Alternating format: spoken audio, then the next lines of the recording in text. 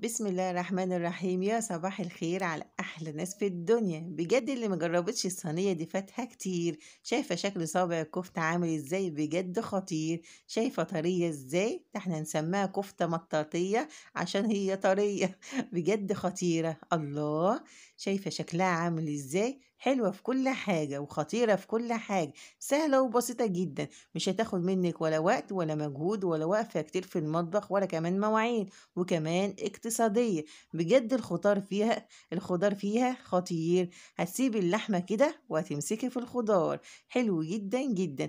أتمنى منك تشجعيني باللايك والاشتراك وتعليق كده حلو منك، وتاخدي جولة بسيطة في قناتي المتواضعة. إن شاء الله تستفيدي معايا. شايفة شكل الكفتة عامل إزاي؟ طرية إزاي؟ حلوة جدا جدا. طب تعالي كده ندوق. بسم الله. بجد شوية الرز بشعرية، الله، مع حتة طحينة كده ولا حتة بصل بالسماق، بجد خطيرة. أكلة مفيش أسهل منها. يا ريت تكتبي لي في التعليقات أنت بتتابعني من أي بلد، عشان أنا بفرح جدا جدا وكمان أرحب بيك. تعالي يلا ندخل بقى على الوصفة على طول. لا ده هي لسه هتاكل بسم الله الرحمن الرحيم. اول حاجه كده معايا هنا نص كيلو من اللحمه المفرومه. بشرت عليهم بصلايه كبيره، فص توم كده مفروم، ومعايا هنا بتاع حوالي ونص ربطه من البقدونس واخده منها الورق بس. تعالي بقى نشوف التكات والحركات. اول حاجه معايا معلقه كبيره من النشا، وكمان معلقه كبيره من الدقيق، ومعلقه صغيره كده من البيكنج باودر. والبيكنج باودر هي اللي بيخليها لك كده هشه ومنفوخه وما تكونش مكتومه. بهاراتنا سهله وبسيطه جدا. نص معلقة صغيرة من الفلفل الأسود، نص معلقة صغيرة كده من الجنزبيل، بيديلها طعم حلو جدا جدا. وكمان هنضيف بتاع حوالي ربع معلقة من القرفة اهوان. وما فيش الا شويه في البرطمان، يلا مش مشكله نحطهم كمان اخر حبه البحر بيحب الزياده. وهنضيف طبعا الملح. انا هكتفي بس بالبهارات دي. الكفته من الحاجات اللي ما بتحبش البهارات كتير، ولو انت عايزه تضيفي اي بهارات تقدري تضيفي طبعا. همسك بقى كل المكونات دي مع بعض وافضل اعجنها كويس جدا جدا. ومن نجاح الكفته ان انت تعجنيها كويس قوي قوي، وانت وشطارتك لازم انت تتعجن معاكي لما تدي معاكي خيوط كده. طبعا احنا كلنا بقى ما فيش فينا صحة للحاجات ديت. لا اما تفرميها في الكبة بتاعة اللحمة، لا اما في مطحنة الخلاط كده زيي، وتبدأ جزء بجزء كده تاخديه وتبدأ تطحنيه.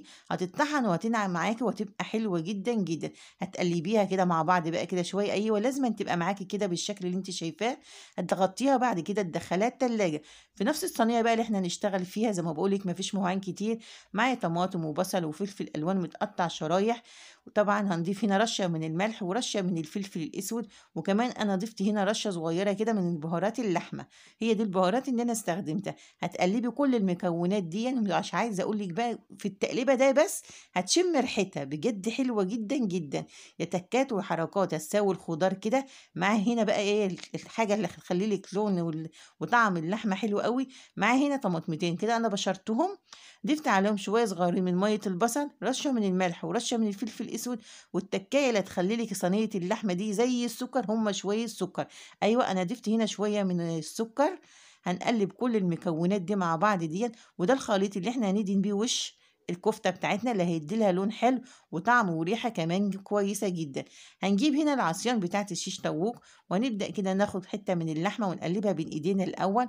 ومعايا هنا طبق صغير كده ببدأ أبل ايديا كده عشان خاطر اللحمة ما تلزقش في ايديا، وابدأ افردها على الصينية، وابدأ ارصها كده واحدة جنب واحدة كده. ما شاء الله نص كيلو لحمة دي عمل لي الصينية اللي انت شايفاها دي تأكل عيلة 5 أفراد. حلو أوي الكلام دون. شوفي كده اللحمة تيجي توقعها من على السيخ أو من على العصاية بتاعت الشيش طاووق ما هياش هتقع معاكي خالص. شايفة شكلها عامل ازاي؟ بجد ريحة اللحمة كانت حلوة أوي وطالعة من وهي نية من قبل ما تدخل كمان الفرن. وأقولك على طريقتين للتسوية حلوة أوي. حلو أوي الكلام ده. هتقلبي حتة اللحمة كده الأول، وهتبلي صابعك كده مية، وتقومي تفردي عليه هيتفرد معاكي ومش هيلزق معاكي خالص. شيء طبيعي ان اللحمه بتكش شويه، لان ساعات نوعيه اللحمه بتختلف من التاني، وكمان نسبة الدهون اللي بتبقى في اللحمة بتخليها كش شوية. حلو قوي الكلام ده. خلاص انا كده خلصت تصبيع اللحمة. شايفة شكلها حلو ازاي؟ تعالي بقى للخليط اللي احنا عملناه، ونبدأ ندهن بقى يا ست الكل كده على اللحمة، على صوابع الكفتة. الخليط دي بيديلها طعم حلو ولون حلو، وكمان بيحافظ لك على ان الكفتة ما تكونش طرية يعني ما تنشفش معاكي زي ما الناس كتير قوي بتشتكي منها. والتكايه دي جديده ما بشوفش ناس كتير بتعملها، بس اعمليها وان شاء الله هتستفيدي منها وهتعجبك قوي قوي، وهتخلي لك لون الكفته حلو قوي. بالنسبه للتسويه بقى، انا زودتها نص كوبايه من الميه، بس المقطع ده ما جاش معايا، وغطيتها كويس بورق ألمونتال على نار هاديه كده على الفرن. وبعد ما استوت دخلتها تحت الشوايه، احمرت وطلعت معايا باللون دون. شايفه شكلها حلو ازاي؟ طريه وجميله جدا جدا.